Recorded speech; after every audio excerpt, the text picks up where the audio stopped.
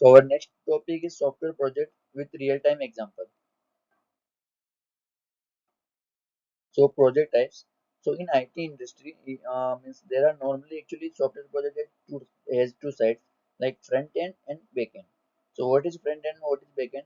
So front end actually language and tools if you will see like .NET, JavaScript, MVC, Java, HTML, CSS. So it's nothing but designing part. Means front end team they will do the design of means they will do the design part like if you will see the face example of Facebook. So Facebook, like in Facebook you will get some home page, your profile page, some comment section. So all this page you will see. So that part is the design part of. So that design part they will do front end team. And about backend team, so once the design will be ready, then let's suppose we are commenting something. So that comment will save in database, and they need to process the data daily every day. So that types of work comes under backend. So backend like big data, data science, data analysis tool. So this types of part means technology and tools comes under backend. You can take one example of YouTube. So YouTube, you already know YouTube. So if you will search anything on YouTube, like you are searching any song in YouTube, so you will search the name, you will search with a particular name, then you will get some data. So that type of process it will comes under backend. Means you are searching something and you will getting the data. So from where you are getting that particular data, so they you will get the data from backend. Backend means in the sense database, from particular database you will get the data. So we'll see one real-time example in next slide. So backend project with big data. So for one of the we will discuss with one of the project. So for that, what technology we need to require? So let's consider SQL, Python, Hadoop, Scoop, Spark, Hive, PySpark, Cloud Service, Databricks, GitHub, pycharm, Jenkin, and Ultrix. So you can means this is the as per project means based on project. So as per project you can change your technology. Like let's suppose for database we are using SQL, you can use MongoDB and other database. About language we are using Python, Java, you can use Scala or other language also you can use Hadoop or Spark you can use. Then about Hive we can use. Then PySpark, Scala, any language you can use. The AWS is cloud service provider, so you can use AWS or Azure also you can use. Databricks, this is one of the ETL tool we can say, and GitHub. Other than GitHub we can use Bitbucket. Then PyCharm, IntelliJ, any tool we can use for coding language. Jenkin and Ultrix or any other designing tool you can use. So this is the actually basic things I have covered here. Means I am just taking one example of one example of one big data project. So all this technology you require for big data project. So based on requirement, you can just change your technology. Like instead of AWS, you can use Azure. Both are same. GitHub or you can use Bitbucket. They are also same. Okay. So let's discuss with details in next slide. So this is the project architecture of one of the big data backend big data project. So here I am considering we will get the input from Ultrix. It is a one of design tool, and we'll store our final data in output at AWS.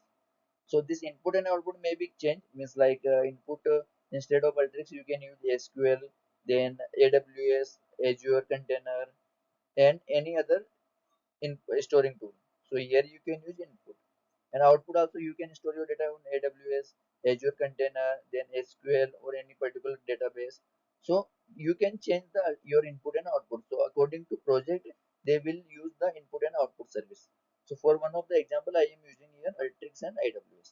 So we'll get our input data from Ultrix and then we'll store the data at AWS. Okay. So once we'll get the data from Ultrix design tool, uh, data in the sense we can say one file, one in CSV file. In that we have 5 records. So this is our input data. So now we will means first we will first download that file in our local system. So let's suppose in our local C drive we have created one folder and there we'll store the input data. So once we'll store the data in our local system, next part is IntelliJ. So IntelliJ or PyCharm we can say. So these are the coding language tools. So in this we can use our coding in the sense, let's suppose PySpark, Scala, any coding language we can use, and we can write the code here. So in IntelliJ we can write the code. So once we'll get the input data, so according to requirement we'll write the code in IntelliJ. Okay. So in IntelliJ we'll write the code and we'll compile and we'll run. So once we'll compile the code, then next step is GitHub. So at this step we have ready with our code. So once we're ready with code in our local system, we need to deploy the code, right?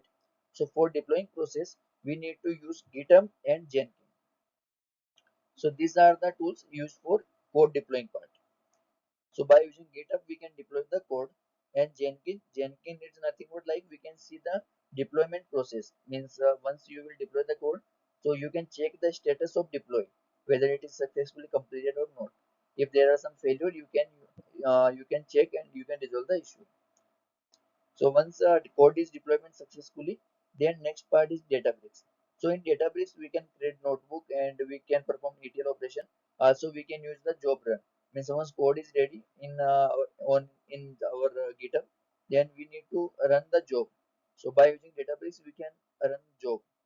And once the job is successfully completed, then our final database, that final data that will store in AWS. So this is the architecture of one of the backend big data project. Here you can change anything like instead of IntelliJ you can use other application instead of Git and the project description. So let's take an example like migrating the data from Ultrix to data lake. Means we have input data in Ultrix and we need to store the data in data lake like AWS and ADS, means Azure container. So this is the one of the migrating project. So here input like you can take like Alteryx, SQL, S3, ADS. Anyone can means any database or any container you can use as an input. And about coding language you can use Python, Scala, Java, R language. Database you can use SQL. Then deploy tool like Jenkin, GitHub. And about output you can store like S3, SQL and ADS. Okay, so about Ultrix. So Ultrix is one of the design tool. So Ultrix is a visual workflow tool that combines ETL like extract, transform, load capability with the spatial processing. And input and output file type is in YXDB. Normally, let's suppose in Excel file the Excel file will store in .xml format. So similarly, the Ultrix input and output file will store in YXDB file format. Okay, so it is nothing but one of the design tool. Then about GitHub. So what is GitHub? Like GitHub means actually for means any new project, the first admin team will create one new repo with means for that particular application. So admin team will create new repo for each application, and once we'll get new repo for our application, then we need to clone that repository in our local GitHub. Then local GitHub means actually we are writing the code in Git PyCharm or IntelliJ. Okay, so once we'll write their code, we will save that in our local folder. Means we'll create one GitHub folder in our local system, and we'll save one file, means that particular code file in our local system. In let's suppose in C drive. Okay, then we need to push the code from our local GitHub to GitHub because our repo will create in GitHub. So that and now our file is in our local system. So we need to push the code from local GitHub to our main server GitHub. Then first time actually we are code move into feature branch. So there are multiple branches in GitHub like a feature branch, then develop branch, testing branch. So normally actually first for each application, let's suppose I am working on one part of that particular application and other one are and next employee is working on next part. So feature branch is nothing but my branch. So I will first move that code into my branch only. Means let's suppose the S1 branch. So I will put that code in one of the S1 feature branch. Once I will push the code into feature branch, then I need to move that code from feature to develop branch. So develop branch is nothing but it is one of the common branch. Means let's suppose in one of the team we are total 10 employees. So I have one branch. I means my code I will push in my feature branch. The next person they also put in means he also put the code in second feature branch, and then from feature branch to we all will means push the code into feature to develop branch. So develop branch is our main branch. So the next, like we need to create the pull request. Means one for moving the code from feature to develop branch, we need to create one pull request from GitHub, and any team member can approve that particular request and merge the code. And once the code will merge, then code will move to develop branch, and after that after it will take around 10 to 15 minutes based on data. The code will be successfully deployed, move into the develop branch. And once develop code will move in successfully into develop branch, then the okay, so once code successfully deployed, then next step is intelligent Jenkins. So IntelliJ, like we already see, like we can write the code in is a code based UI. So where we can return the code. About Jenkins, like we can see the deployment process code execution.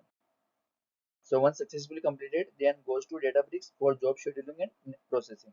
So execution failed, then we can check logs in Jenkins. So let's suppose some means we are deploying the one code, and there may be chances of failure also. So let's suppose the job is failed, the deployment is failed. So in Jenkins actually we can see the logs, means why the job is failed. So we can check in logs and we can identify the that particular issue, and we can resolve that one, and we can again deploy the code. So Databricks means we can use Databricks for job scheduling and process and analyze the data. So about job scheduling, we need to set up the cluster and create new job.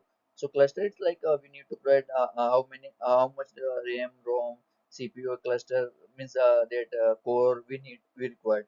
So based on that we can select our cluster. So let's suppose that we have 5 GB data, so we can select RAM 8 GB. Like this way, we can means based on that requirement we can select our cluster. So we can set up cluster, and we can create a new job for our particular application.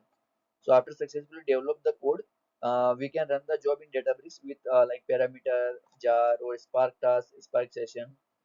So we can use the by using this type of parameter, we can run the job in Databricks.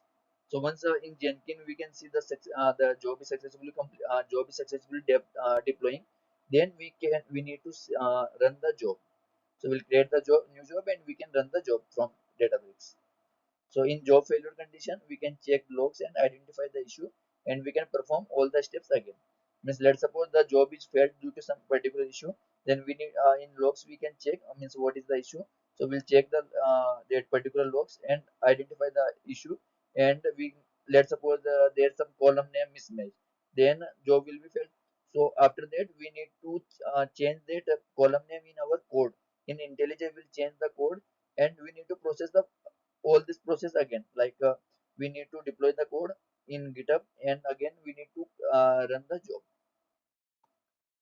Our process and analyze data, like we can create the notebook, and it provide multiple language like Scala, Python, and R language. So we can write the code for transformation. So first perform the code in Databricks notebook. Once code is ready, then we can deploy. Means ETL tool, like we can extract the data, then transform, and we can load. So in Databricks also we can create one notebook. Then we'll take one data, like we'll create one data frame. So we'll take input data. We'll do some transformation like group by partition, and then again we'll load the data to a particular location. So this is all about Databricks. So next is S3. So it's cloud service provider. S3 is nothing but simple storage service. It is used for storing the data. So we can store our input file and output file data on S3. We can use AWS Azure Data Container also. SQL you already know. So we can use anything like any application for storing the data. So all these things about big data project. So I think you all are clear, or you all are clear with this one. If you have any doubts, then you can comment me. I will try to resolve the issue. Okay, thank you so much. We'll meet in next video.